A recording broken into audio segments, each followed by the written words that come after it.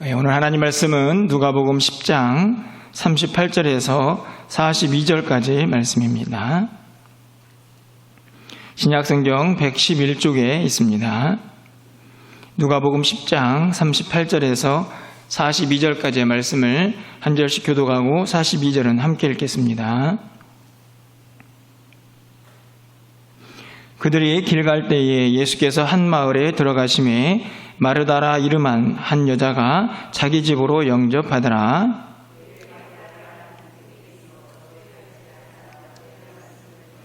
마르다는 준비하는 일이 많아 마음이 분주한지라 예수께 나아가 이르되 주여 내 동생이 나 혼자 일하게 두는 것을 생각하지 아니하시나이까 그를 명하사 나를 도와주라 하소서.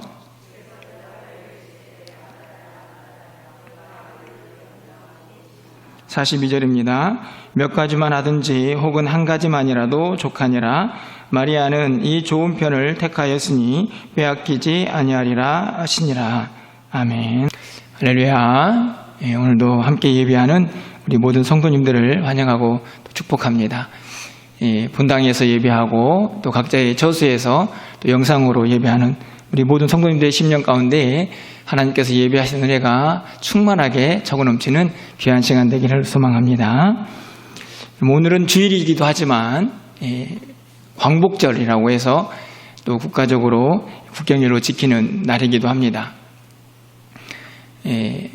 일본이라는 나라의 주권을 빼앗기고 그것을 다시 찾은 76년째가 되는 날이라고 하는데요. 오늘은 여러분들에게 특별하게 시 한 편을 소개하면서 설교를 시작해 보려고 합니다. 아마 학창시절에 배운 기억이 있지 않을까 생각을 하는데요. 1926년에 이상화라는 시인이 개벽지에 올려서 발표한 빼앗긴 들에도 봄은 오는가라는 시입니다. 화면을 보시면 제가 좀 읽어드리도록 하겠습니다. 지금은 남의 땅 빼앗긴 들에도 봄은 오는가. 나는 온몸에 햇살을 받고 푸른 하늘, 푸른 들이 맞붙은 곳으로 가르마 같은 농길을 따라 꿈속을 가듯 걸어만 간다. 입술을 담은 하늘아 들아 내 맘에는 내 혼자 온 것 같지를 않구나. 내가 끌었느냐 누가 부르더냐 답답하라 말을 해다오. 그러나 지금은 들을 빼앗겨 봄조차 빼앗기겠네. 이 시가 어떤 시기에 쓰여져 있는가 하는 것을 생각해 보면 쉽게 이 시를 이해할 수가 있습니다. 빼앗긴 들은 아마도 주권을 빼앗긴 이 나라를 아마 의미한 것일 것이고요. 그곳에 봄이 오겠는가 이렇게 안타까워하는 또 답답해하는 이 시인의 마음을 살펴볼 수가 있습니다. 뿐만 아니라 마지막 구절에 가보면 지금은 들을 빼앗겨 봄조차 빼앗기겠네. 들을 빼앗긴 것도 안타까운데 이제 잘못하다가는 봄까지도 빼앗기겠구나. 늘 찾아오는 그 봄, 어떤 의미에서는 광복일 수도 있고 어떤 의미에서는 민족의 정서라고도 할 수 있겠는데요. 그것만큼은 빼앗기지 말아야 하는데 하는 간절한 마음, 그것은 빼앗겨서 안 된다 하는 결단, 이런 것들이 이 시의 맨 마지막에 기록이 되어 있습니다. 이 시를 보면 빼앗겼다, 그 답답하고 안타까운 마음을 그대로 드러내고 있는데요. 우리가 이 시대를 살지 않아서 그 시대의 아픔과 고통을 다 이해하지는 못하지만 우리가 역사적인 관점과 또 공부를 통해서 이 시대의 아픔을 잘 알고 있습니다. 독립운동을 하느라고 많은 사람들이 목숨을 잃었고 또 강제 징용을 당하기도 하고 또 아직도 해결되지 않은 위안부 문제가 여전히 역사의 깊은 상처와 아픔으로 남아있는 것을 볼 수 있습니다. 다 무엇 때문일까요? 빼앗겼기 때문입니다. 무엇인가를 빼앗긴다는 것은 그렇게 크게 우리에게 큰 아픔과 상처를 줄 때가 참 많이 있습니다. 나라를 빼앗겼고 주권을 빼앗겼지만요, 사실 이 때문에 이 시기에 또 기독교는 얼마나 큰 아픔을 겪었습니까? 우리가 알다시피 신사참배라는 큰 고통을 겪으면서 많은 믿음의 사람들이 순교를 해야 했고 또 그 일로 인해서 한국교회는 분열이라는 큰 아픔을 경험하게 됩니다. 나라적으로도 또 교회적으로도 참 힘들고 어려운 그 시대를 보내게 되는데요. 그 모든 것들의 가장 큰 이유는 빼앗겼기 때문입니다. 빼앗긴 것에 대한 아픔과 상처가 그렇게 크게 우리에게 적용이 되었던 그 시기를 우리가 잘 알고 있는 것입니다. 여러분 어떠신가요? 혹시 무엇인가를 빼앗겨본 경험이 있으십니까? 그것이 건강이든 아니면 물질이든 관계든 아니면 사람이든 빼앗기는 것은 참 아프고 또 고통스러운 일이죠. 하물며 이 세상적인 것들도요, 그렇게 빼앗기면 힘들고 안타까운데 영적인 것들은 어떨까요? 우리가 간직해야 할 것, 우리가 붙잡아야 할 그 영적인 것들을 빼앗겼을 때에 우리의 상태는 어떨까 하는 것을 다시 한번 돌아보게 됩니다. 오늘 본문은 우리가 너무나 잘 알고 있는 이야기입니다. 마르다와 또 그 동생 마리아의 이야기입니다. 잘 알고 있지만 설교를 위해서 다시 한번 좀 정리를 해보려고 합니다. 예수님께서 이곳저곳 전도를 하고 다니시는 중에 한 마을에 도착을 하게 됩니다. 그곳에 마르다와 마리아가 살고 있었는데요. 마르다는 예수님을 초청해서 식사를 대접해야겠다라는 생각이 들었던 것 같습니다. 예수님을 집으로 영접했습니다. 그런데 이 동생인 마리아는 어찌된 일인지 예수님의 발치 아래에서 예수님의 말씀을 듣고 있고 자신은 열심히 예수님을 맞이할 그 영접할 준비를 하고 분주한데 마리아는 그냥 계속 예수님 앞에만 앉아 있습니다. 그것을 본 마르다가 예수님에게 요청을 하죠. 제가 이렇게 바쁘게 일하는데 저 동생은 뭘 하고 있는 겁니까? 좀 이야기를 하셔서 저를 도와주라고 하십시오. 이렇게 예수님에게 요청을 하게 됩니다. 그때 예수님께서 마지막으로 하신 말씀이 42절에 기록이 되어 있습니다. 그렇게 요청하는 마르다에게 예수님께서 마리아 동생을 칭찬하시면서 하신 말씀이죠. 42절 말씀을 보면 몇 가지만 하든지 혹은 한 가지만이라도 족하니라. 마리아는 이 좋은 편을 택하였으니 빼앗기지 아니하리라 하시니라. 동생을 좀 권면해서 자기를 도와달라고 하는 이 마르다의 요청에 예수님은 엉뚱한 소리처럼 마리아가 좋은 편을 택했다, 빼앗기지 않을 것이다, 이렇게 말씀을 합니다. 그리고 이 이야기는 여기서 끝이 나죠. 저는 이 본문에서요, 이 마지막 구절에 있는 이 빼앗기다라는 단어, 제가 서두에도 말씀을 드렸지만 빼앗기지 말아야 되는데 라는 그런 마음이 들어서인지 이 모든 구절에서 이 42절 끝부분에 있는 빼앗기다라는 이 단어가 제 마음속에 아주 깊게 자리를 잡았습니다. 여러분, 빼앗기다, 마리아에게서 무엇인가 빼앗지 못할 것이다 라고 말을 하고 있는데요. 그렇다고 하면 마리아에게 무엇인가 빼앗기지 말아야 할 것이 있다는 것을 전제로 하는 이야기겠죠. 빼앗긴다라는 말은 또 한편으로 생각해 보면요, 그 누군가가 가지고 있는 것을 빼앗는 힘이 존재하는 것을 의미하기도 합니다. 무엇인가가 그 사람에게서 그것을 빼앗아가는 그 힘, 그 존재가 있다는 말이기도 하죠. 뿐만 아니라 이 빼앗기다, 빼앗다라는 말 속에는 그럼 우리가 어떻게 하면 이 빼앗기지 않고 무엇인가를 지켜낼 수 있을까 하는 생각도 갖게 하는 단어이기도 합니다. 여러분, 이 단어를 좀 깊이 묵상해 보신 적이 있으십니까? 내가 가지고 있는 것은 무엇이고 그것을 빼앗는 것은 무엇이고 빼앗기지 않기 위해서는 무엇을 해야 할까? 혹시 이렇게 이 빼앗다는 단어에 집중해서 여러분 말씀을 묵상해 보신 적이 있으신지요? 오늘 본문을 통해서 저는 이 단어를 중심으로 우리가 빼앗기지 말고 정말 꼭 지켜내야 할 것, 그것을 함께 좀 생각해 보려고 합니다. 오늘 본문의 첫 번째로 우리가 지켜내야 할 것이 하나 있는데요, 빼앗기지 말아야 할 것이 있습니다. 그것은 바로 주님과 교제하는 시간입니다. 절대로 빼앗겨서는 안 될, 그것이 바로 주님과 함께하는, 주님과 교제하는 그 시간이라는 말씀입니다. 여러분, 오늘 마리아와 마르다의 가장 큰 차이점은 무엇입니까? 오늘 39절 말씀을 가서 보시면요, 그에게 마리아라 하는 동생이 있어 주의 발치에 앉아 그의 말씀을 듣더니, 마리아는 예수님의 발치에 앉아 있습니다. 예수님을 보고 있고 예수님을 만나고 있고 예수님과 교제하고 있는 시간을 갖고 있는 것이죠. 상대적으로 마르다는 어떻습니까? 40절 상반절 말씀을 보면 마르다는 준비하는 일이 많아 마음이 분주하니라. 마리아와 동생하고는 너무나 대조적인 언니의 모습을 볼 수 있습니다. 준비하는 일이 많아서 마음이 분주하다. 이 말은요, 마음만 분주한 게 아니고 진짜 몸도 분주한 거죠. 왜냐하면 준비하는 것이 많으니까 막 부엌과 마당을 왔다 갔다 하면서 막 몸도 바쁘고 마음도 바쁘고. 그런데 한가롭게 동생 마리아는 예수님의 발치에 앉아 있습니다. 여러분, 이 둘의 모습 너무나 분명한 차이를 보여주고 있는데요, 이 둘의 모습을 예수님께서 어떻게 평가를 하고 있는지를 우리가 집중해야 합니다. 42절 중반절 이하에 보시면 마리아는 이 좋은 편을 택하였다. 이게 예수님의 평가입니다. 마리아는 이 좋은 편을 택하였다.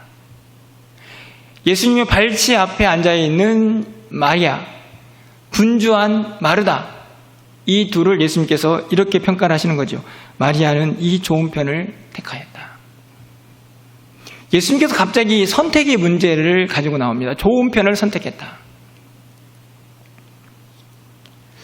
여러분, 오늘 본문에서요, 예수님께서 분주한 마르다를 무조건적으로 비판하지는 않습니다.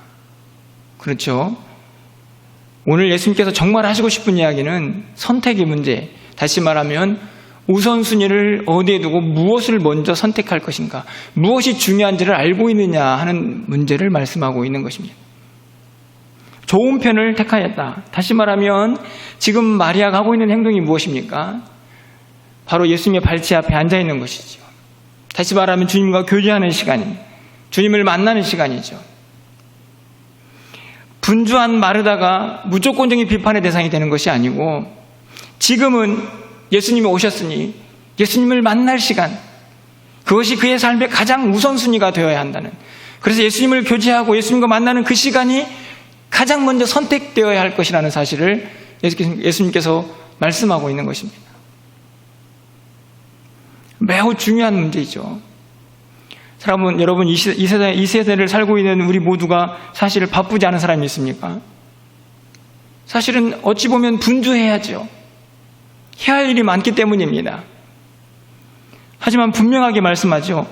그 모든 일들이 우리를 분주하게 하고 있지만 정말로 우선순위, 정말로 먼저 선택해야 할 것, 그것이 여러분에게, 우리 모두에게 있느냐, 그것을 붙잡고 그것을 빼앗기지 않고 있느냐라고 예수님께서 물으시는 겁니다. 예수님이 정말 원하시는 것은요, 바쁘고 분주한 일상이지만 먼저 예수님과 교제하고 주님을 만나는 그 시간을 확보한 이후에 그 분주함 속에 들어가야 한다는 것입니다. 그래야만 그곳에서 진정한 삶의 방향도, 목표도 세우고 갈 수가 있게 되기 때문이죠.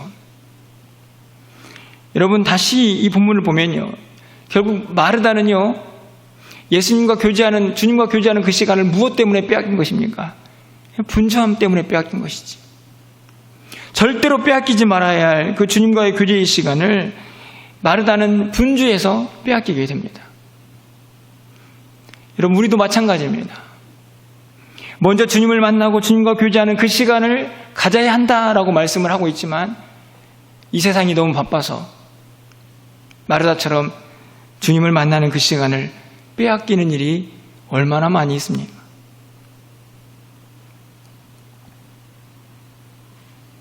여러분, 가끔 사람들이 이런 이야기를 하더라고요. 왜 이렇게 하는 일이 없이 바빠?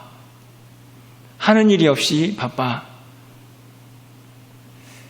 여러분, 어떻게 생각하십니까? 그 말에 대해서. 제가 보기에는 하는 일이 없어서 바쁜 게 아니고 하는 일이 많아서 바쁜데, 정말 바쁜데 그렇게 그냥 입버릇처럼 말을 하는 것이죠. 우리는 아주 바쁜 시대를 살고 있습니다. 그런데요, 정말로 그 바쁘기 때문에 우리가 붙잡아야 할 것, 우리가 지켜내야 할 것, 우리가 절대로 빼앗기지 말아야 할 것, 그것을 혹시 빼앗기고 있지는 않습니까? 주님과 먼저 교제하고 주님을 만나고 주님과 함께하는 그 시간, 여러분 그 시간을 빼앗기면요 우리의 사랑이 식어져 갑니다. 우리의 열정도 식어져 갑니다. 우리의 영혼은 메말라가죠. 우리의 영혼은 피폐해지고 강팍해져 갑니다. 여러분 한번 여러분의 모습을 살펴보십시오. 여러분의 하루의 삶 가운데에 주님과 교제하는 시간이 얼마나 되시나요? 그리고 그 하루하루가 쌓여서 일주일이 되는데요, 그 일주일 동안은 주님과 교제하는 시간을 여러분 얼마나 갖고 있습니까? 여러분의 삶의 우선순위, 아무리 바빠도 내 삶의 첫 번째는 주님과 교제하는 시간입니다 라고 그렇게 외치면서 내가 주님과 교제하는 시간은 절대로 세상에 빼앗기지 않겠다고 그렇게 결단하고 다짐하면서 그 시간을 갖고 있는지, 오늘 본문은 우리에게 묻고 있는 것이죠.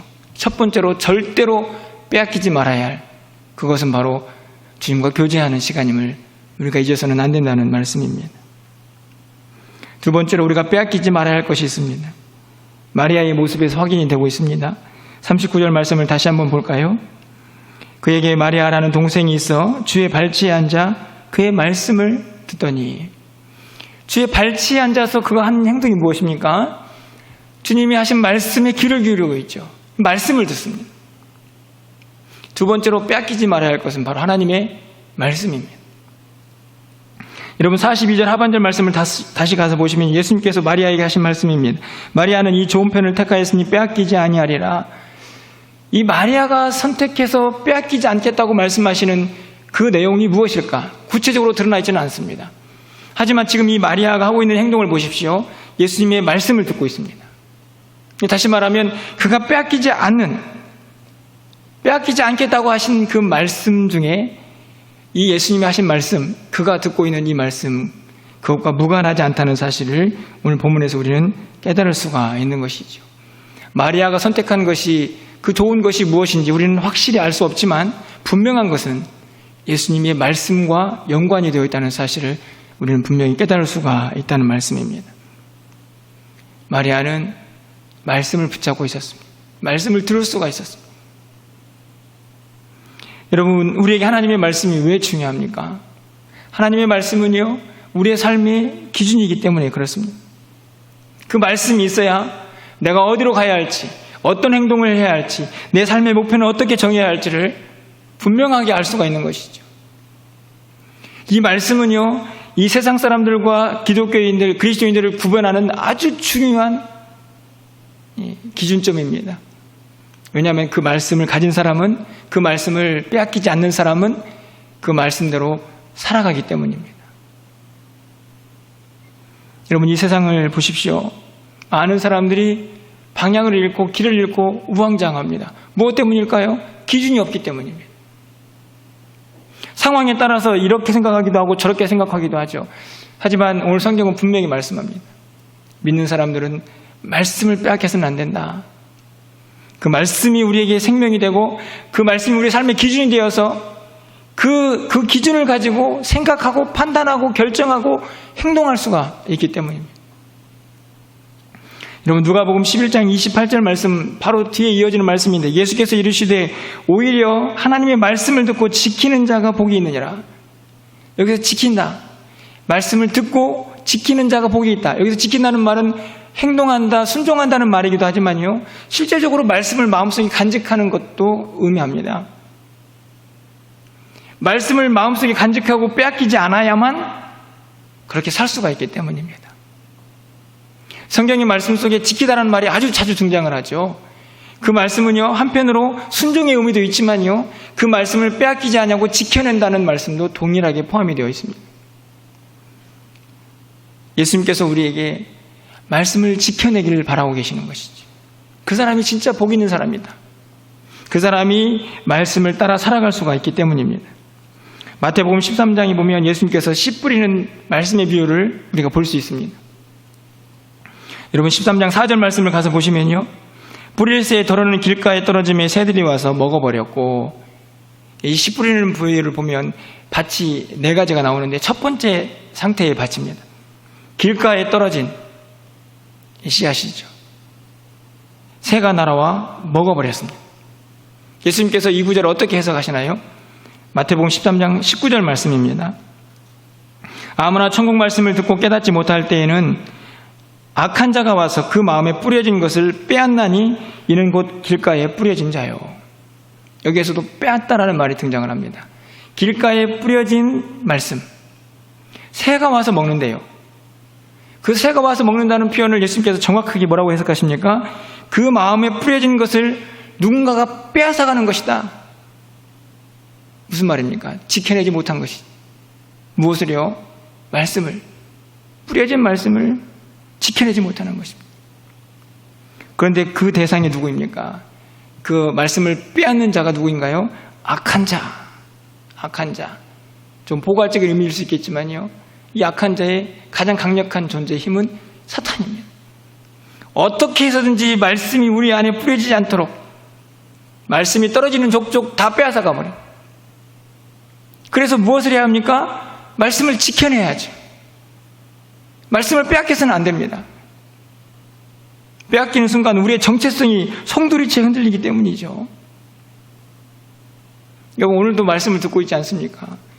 교회에서 또 영상으로 잘 우리의 모습을 돌아봐야 합니다. 그 말씀이 정말 잘 우리의 마음속에 뿌려지고 있는지 빼앗기고 있는지. 오늘 성경은 그 말씀을 지켜내야 한다. 마르다가 칭찬받는 이유입니다. 말씀을 듣고요.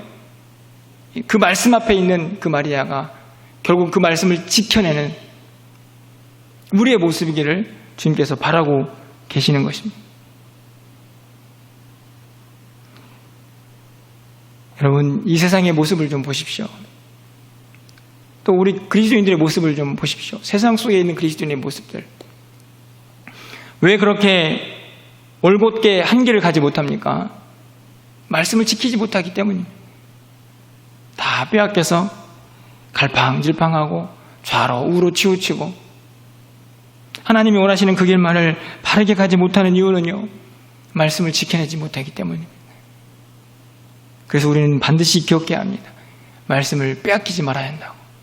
말씀을 지켜내야 한다고. 그 말씀을 붙잡고 우리가 이 땅을 살아갈 때에 우리의 인생의 진정한 행복을 맛보게 될 것이라고 오늘 주님께서 우리에게 가르쳐주고 있는 것입니다. 그 사람이 정말 복 있는 사람이기 때문입니다.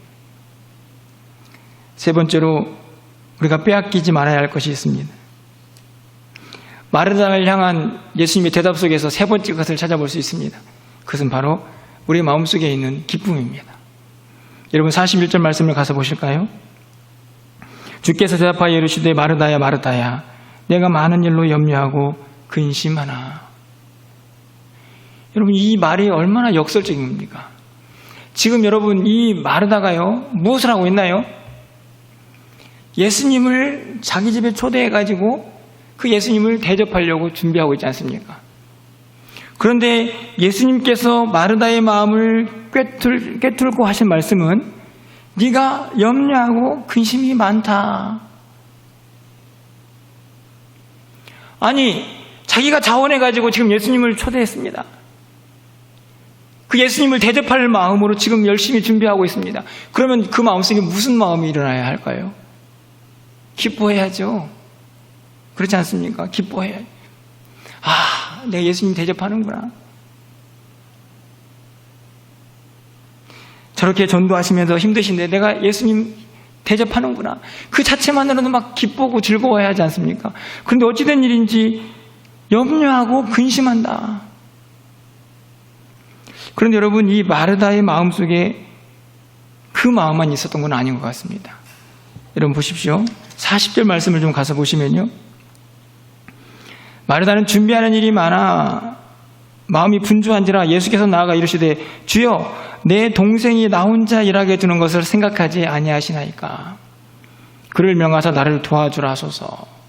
저는 여기 이 말씀 속에서 마르다의 또 다른 마음을 보게 됩니다. 무엇일까요? 불평입니다. 불평. 무슨 불평입니까? 예수님, 도대체 쟤는 왜 저런데요? 나는 지금 예수님 대접하려고 바쁜데 쟤는 왜 이렇게 예수님 앞에 앉아있대요? 불평하는 거죠. 사실은 예수님한테 좀 나를 거두어 달라고 얘기해 주세요, 이렇게 얘기하고 있지만 실제적으로 마리아가 동생이 못마땅한 겁니다. 여러분 보십시오. 그러면 지금 마르다의 마음속에 어떤 마음이 있습니까? 주님께서 지적하신 것처럼 불안도 있고 염려도 있고 근심도 있고, 거기다가 동생을 보니까 막 속에서 우라통이 터져가지고 불만도 있습니다. 무엇을 빼앗겼나요? 기쁨을 빼앗겼습니다.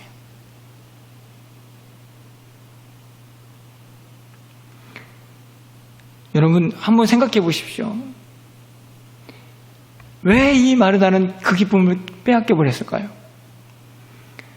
여러분 이 마르다의 모습을 보면요, 이 마르다는 정말 기뻐해야 할 이유가 있지 않습니까? 여러분 예수님을 대접하는 게 정말 참 기쁨인가요? 아니죠. 무엇이 진짜 기쁨입니까? 예수님과 함께하고 있는 거죠. 내가 전능하신 하나님의 아들 예수 그리스도를 우리 집에 모셨구나. 그 자체만으로도요, 충분한 기쁨이 되어야 하는 것입니다. 그 자체만으로도 충분한 기쁨의 이유가 되는 것이죠. 그분을 대접하고 그분을 섬기고 물론 중요한 일입니다. 하지만 이미 그 마음속에는요, 그것 이전에 예수님 자체로, 예수님이 그 집에 온 그 자체만으로도, 예수님이 나와 함께하고 있는 그 죄 많은 인생과 함께하고 있는 그 자체만으로도 무한한 기쁨이 되어야 한다는 사실이죠. 그런데 어찌된 일인지 마르다는요, 염려와 불안과 걱정이 그리고 불평이 그의 마음속에 자리를 잡고 있습니다. 기쁨을 빼앗겨버린 것이죠. 무엇 때문인가요? 환경과 상황 때문이죠. 환경과 상황 때문에 거기에 함몰되니까 진짜 기뻐해야 할 이유가 사라져버린 것입니다. 여러분 제 예를 좀 들어보려고 하는데요. 저는요, 이제 금요일쯤 되면요, 긴장 모드가 됩니다. 왜 그럴까요? 주일 때문이죠. 그리고 토요일쯤 되면요, 이제 그게 달합니다. 그리고 설교가 좀 잘 준비가 되면 괜찮은데, 준비가 안 되면 이 긴장감을 넘어서서 솔직히 말씀드리면 스트레스가 될 정도로 매우 힘든 시간을 보냅니다. 그런데요, 제가 어제 설교를 준비하면서 스스로에게 물어봤습니다. 너 무엇 때문에 불안해하고 염려하느냐? 여러분, 제가 주님 앞에서 말씀을 준비하고 여러분과 거룩한 주일 함께 모여서 예배하고 이 귀한 말씀을 전하는 이 일이요, 이 얼마나 놀랍고 행복한 일입니까? 그렇지 않습니까? 그런데 어찌된 일인지 제가 이 일 자체에 함몰되고 말씀을 준비하는 그 자체에만 집중하다 보니요, 진짜 기뻐해야 할 그것들을 놓쳐버리고 있는 것이죠. 주의 말씀을 묵상하는 것 자체가 기쁨이고, 그 말씀을 성도들과 나누는 자체가 즐거움이고, 그리고 주일날 함께 모여서 이렇게 예배하는 이 자체가 즐거움이고 기쁨인데요, 그것은 다 잊어버린 채 지금 내가 이 말씀을 준비해야 한다는 사실 그 자체만으로도 불안과 염려가 제 안에 가득한 모습들을 종종 보게 된다는 것입니다. 여러분, 제 경우는 말씀을 드렸지만 여러분은 어떠신가요? 우리 모두에게는 진짜 기뻐해야 할 이유가 있지 않습니까? 그건 다른 것이 아니고 예수 그리스도가 내 마음속에 오셔 나의 구주가 되신 것. 시편 기자가 51편에서 얘기하고 있는 것처럼 구원의 즐거움을 회복시켜달라고 하는 그 기도, 그것은 우리 안에 이미 그 즐거움이 있다는 말씀 아닙니까? 그것은 누구도 빼앗을 수 없는 것이죠. 그 마음의 기쁨이 작동을 하면 내 안에 있는 어떤 환경도 우리가 이겨낼 수 있는 것이죠. 오늘 마르다도 마찬가지입니다. 지금 그가 누구와 함께하고 있는지를 알고 있다면, 그가 하고 있는 일이 어떻게 얼마나 귀중하고 소중한 일인지 알고 있다면 그의 마음속에 왜 불안하고 염려와 근심이 있겠습니까? 왜 마리아를 보면서 불평하겠습니까? 여러분 시편 이사야 61장 3절 말씀에 가서 보시면요, 무릇 시온에서 슬퍼하는 자에게 화관을 주어 그 죄를 대신하며 기쁨의 기름으로 그 슬픔을 대신하며 찬송의 옷으로 그 근심을 대신하고. 이게 주님이 이스라엘 백성들 향하여 회복의 메시지를 전하는 본문 아닙니까? 그들의 슬픔을 화관을 주어 그 죄를 대신하고, 그 기쁨의 기름으로 그들의 슬픔을 대신하고, 그들에게 찬송의 옷을 주어 그 근심을 대신하고. 이 말은 반복되는 말씀입니다. 그냥 그들에게 안에 있는 슬픔, 근심 모든 것을 내가 기쁨으로 다 바꿔놨다. 그 이유는 바로 오늘 우리의 관점으로 보면 구원의 기쁨이 우리 안에 있기 때문입니다. 요한복음 15장 11절 말씀에 보면 예수님께서 이렇게 말씀하십니다. 내가 이것을 너에게 이름은 내 기쁨이 너희 안에 있어 너희 기쁨을 충만하게 하려 함이라. 내가 너희에게 이름은 내 기쁨, 예수님의 기쁨이 너희 안에 있어 너희의 기쁨이 충만하게. 예수님의 기쁨이 우리 안에 있어서 그 기쁨을 좀 절대로 빼앗기지 말고 그걸 충분히 충만하게 누리기를 바라는 예수님의 마음이 담겨져 있습니다. 빌립보서 4장 4절에서 바울은 이렇게 고백합니다. 주 안에서 항상 기뻐하라. 내가 다시 말하노니 기뻐하라. 빌립보서는 옥중서신입니다. 자기의 몸이 자유가 없었지만 바울은 기쁨을 외칩니다. 왜요? 그의 환경은 여전히 답답하고 힘든 상황에 있지만 그의 마음속에 구원이, 예수 그리스도의 은혜가 주님이 그와 함께하고 있기 때문입니다. 여러분 요즘 어떠신가요? 기쁘십니까? 코로나 때문에 힘들어 죽겠어요. 해야 할 일도 다 하지 못합니다. 정말 점점 기쁨이 없는 시대를 살고 있지 않습니까? 중요한 것은요, 우리가 기억해야 한다는 것입니다. 기쁨을 빼앗기고 있다는 사실을. 적어도 우리 그리스도인들에게는 절대로 빼앗길 수 없는 구원의 기쁨이 우리 안에 이미 찾아와 있는데 그것을 빼앗기고 있다는 사실을 절대로 잊어서는 안 됩니다. 그 기쁨은 어떤 환경 속에서도 우리의 심령 깊은 곳에서 우리를 충만하게 할 놀라운 기쁨이라는 사실을 잊어서는 안 된다는 말씀입니다. 간절히 소망하기는 여러분 마르다처럼요, 기쁨을 빼앗겨서는 안 됩니다.